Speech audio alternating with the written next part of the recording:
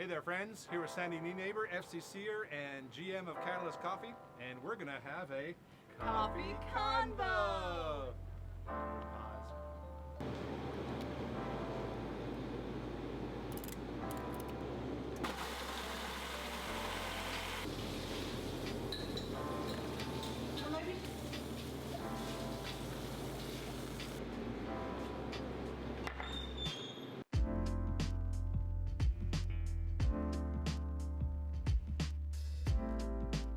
There we go. We're going to hear about the work of God in Sandy's life, get to know her some, hear about Catalyst and the work that it's been doing for the last 6 years plus here in downtown Greenville. So, Sandy, Yes. who are you? How did you get to who you are today in a 30, no, I'm just kidding, I was going to say 30 seconds. That's impossible for the likes of Sandy and I. Tell us who you are, how did you get here, for the folks at home. Oh goodness. Okay. Well, this isn't going to be very interesting. Sorry. Oh, folks we'll at make home. it interesting. All right. So I'll let you insert those in subtitles or whatever. Just a really short, brief history. I grew up in High Point, North Carolina. I grew up in a super strong family, Christian family. You know, at church every time the doors are open, there till they're locked up. I was blessed. When it comes to family, I have the best mom, dad, sister, just family anybody could ask for. Two of you, right? You have one sister? I have one older sister by about 18 months. And You're the baby. I'm the baby. I think I did know that once. Yeah, Okay. I am. And so, like I said, I just can't say enough about my parents and Yeah. my sister. But went to school at Milligan. Yes. And Were you in High Point your whole growing up years until Milligan?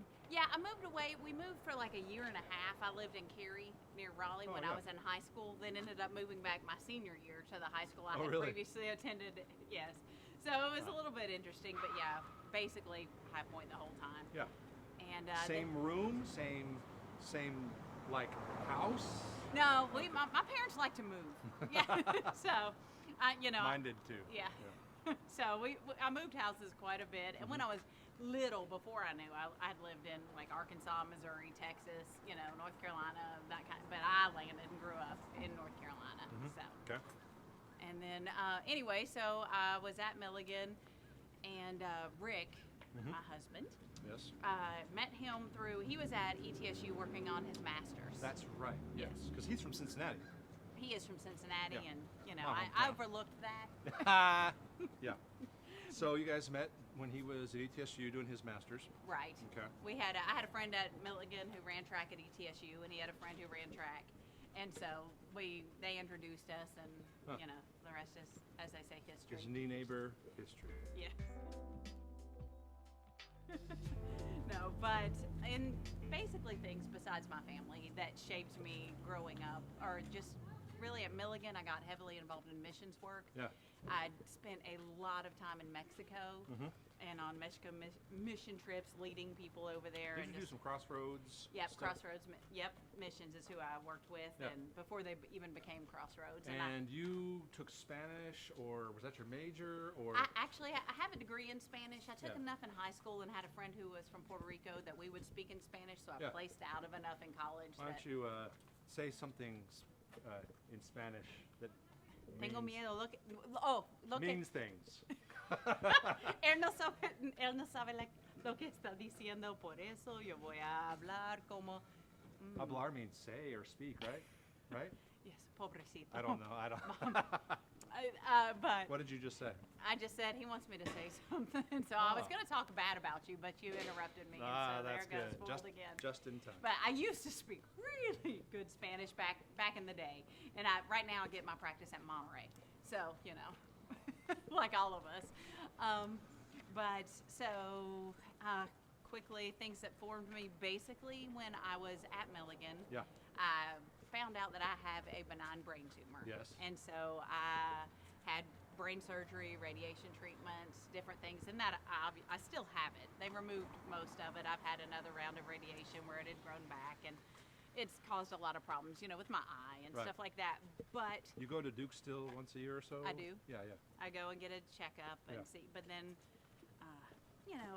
the funny thing is one of the stories. Just I remember when I woke up on my 21st birthday from the surgery, but the day before when you're checking in and they're doing your X-rays and stuff, me and another gal were sitting there getting our chest X-rays, waiting for them, and she's like, "So, what are you in for?"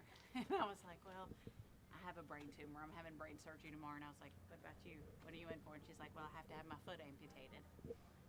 And we both just kind of looked at each other and looked down, and I knew she was going, "Would I rather have my foot amputated, or would I rather have brain surgery?" Wow. And because that's exactly what I did. Sure. I was like, "Wow." Yeah. And then, and since then I realized that I'm blessed. Mine is benign.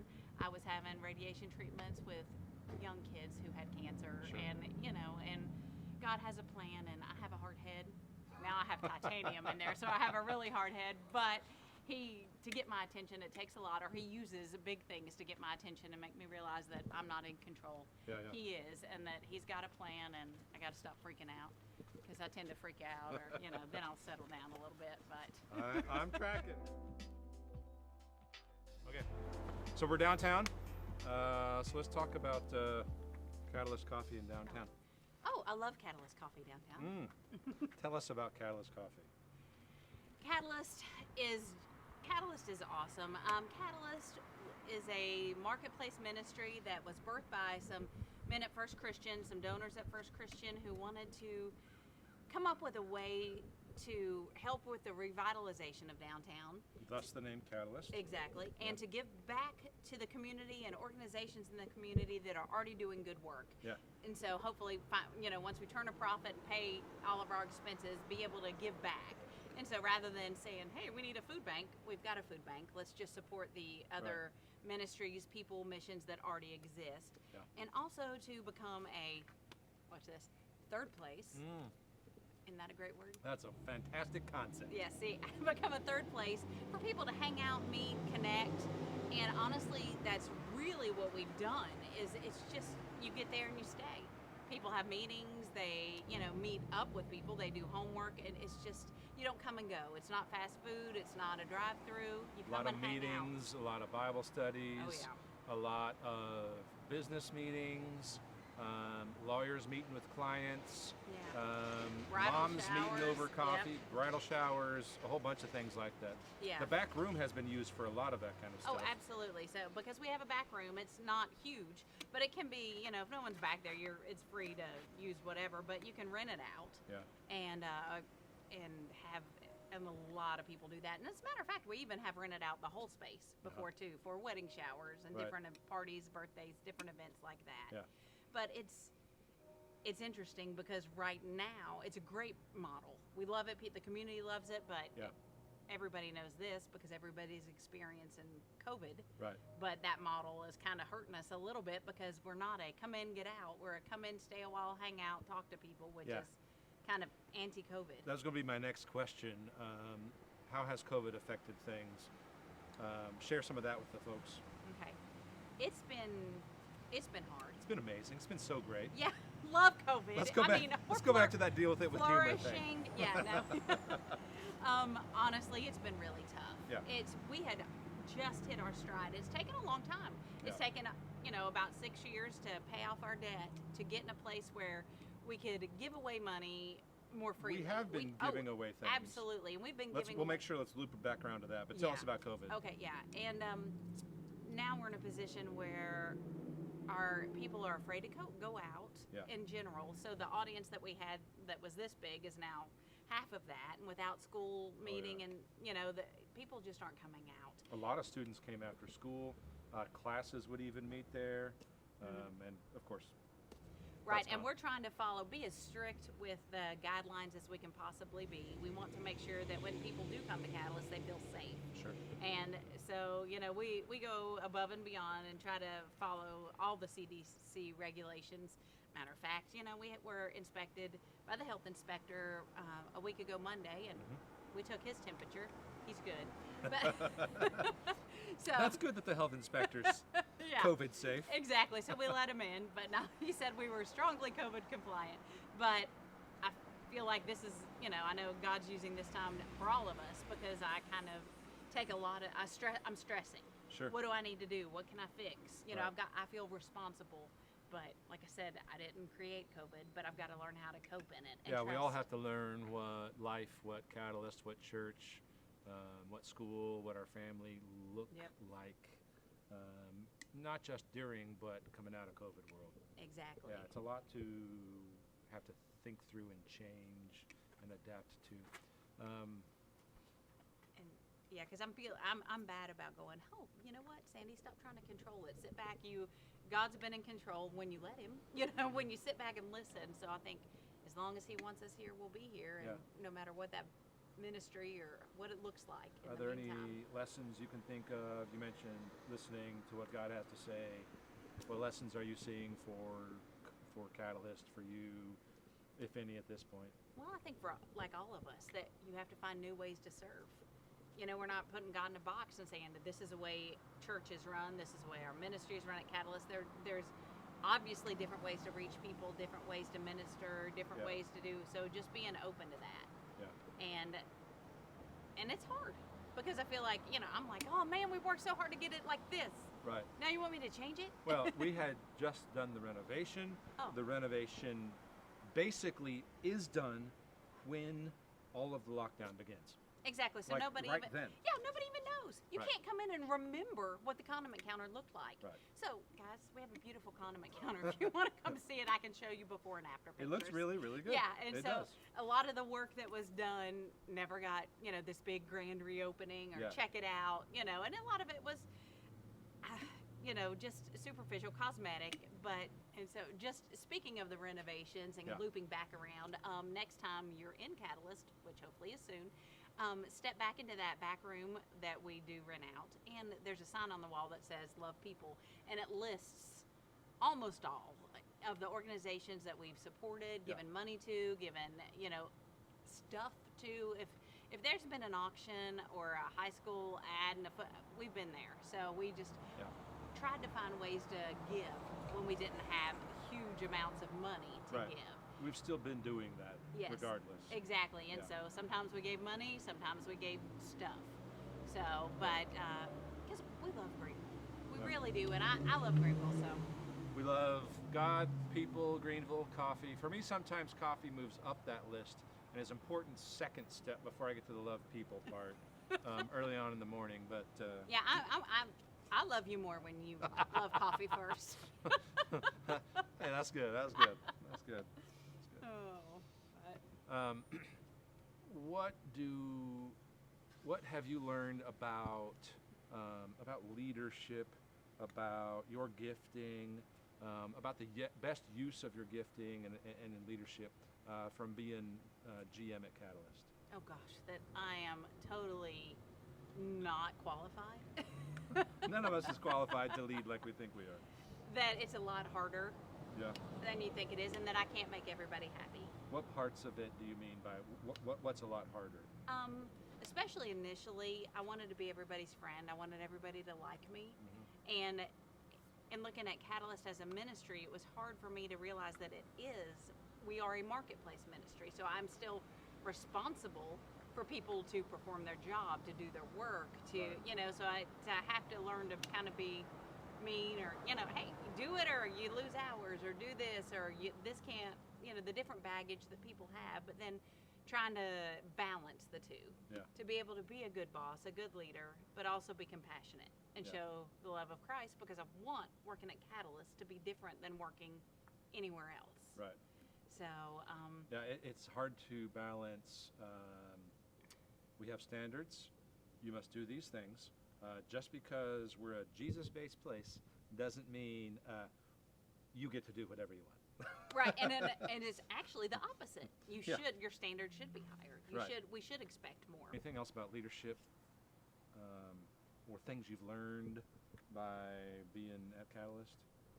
Oh goodness. About your leadership, about our community, about how God works in the world, stories about people connection that happen there. Oh, it's that God can use anybody, Yeah. because that everybody connects on a different level with somebody. You know, people you would never think that we would develop a relationship with, who come through our doors, because they come Angela Bride, who works for us, she's fantastic about getting to know someone. Yeah. And so we joke, and Angela will understand this because we've talked about it. Angela likes to talk, but that's her gift when she's connecting to someone else, is she'll talk to someone who really needs to be heard, but she'll also spend the time to hear someone's story and help them to fit in. And so I know that I've prayed with complete strangers who just have come in, and so I've learned a lot, not so much about leadership, but just about being a better person, that I need to stop sometimes because I get so caught up in other things that I lose the focus that it's about, and even with some of my staff, I've had different ages, kids going through different things, different life situations, home, wherever, that there's stuff that they've been burdened with. Yeah. And then it's been, we've gotten to pray and gotten to talk and have conversations that I would have never had. Would you say you are, I think I know the answer to some of these, but for those who might not, are you more extrovert or introvert? I would say both. I think I'm extrovert, but I do enjoy some downtime at home, just to not have something. You need downtime. Yeah, just to not have something to do. Every now and then I feel like it's go, go, go, but I love people and I love being around people. And you're active and you're go, go, go. But I don't necessarily need to go to the party every Friday night, or the big events. But I am, so yeah. But I love people. I haven't never met a stranger. Yeah, so. That's true. Would you say you are, and I think I know the answer to this too, early riser or or stay up late at the party? I'm going to stay up late at the party. We live in the same neighborhood, and I drive by the Nienaber's house almost every single morning, real early. At like 5 a.m. And I know who has the lights on, and it's not her. Nope. Yeah, so if I could choose, I am not an early riser. Yeah. Okay. Would you say you are more mercy and compassion and active in those ways, or like truth teller, prophetic, goodness, say what needs to be heard, or do what someone feels like they need or would help them emotionally? Wow, that's really tricky. I know, that's why I asked. What? I must have, a little heads up would have been nice. No heads up. We want the raw. And I can't say both. It depends on the person. I perfectly balance both of those.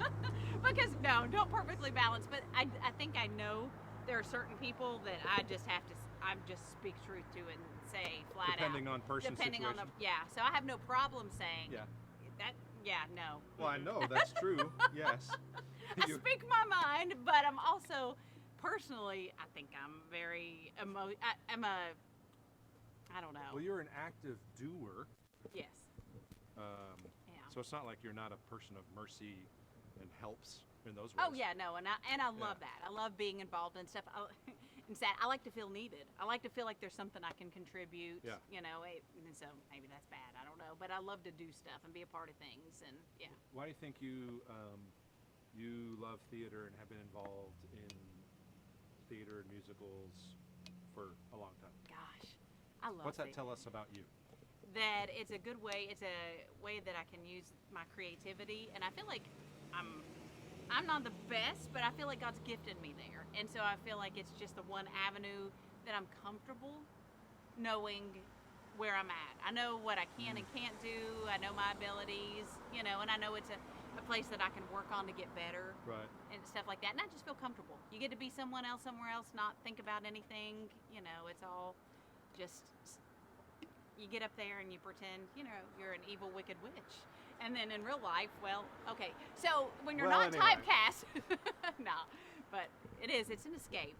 It's an escape from the daily pressures and reality. You just go have fun. And everybody who's there loves to do it. Just like if, you're playing soccer. You're out there having a good time and everybody's having a good time and, so. Now I'm not having a good time because I'm dying. And 30 seconds in, I realize this is not how it used to go. I am tired. Let's be done. So, thanks for being with us for another episode of Coffee Convos. Awkward pause.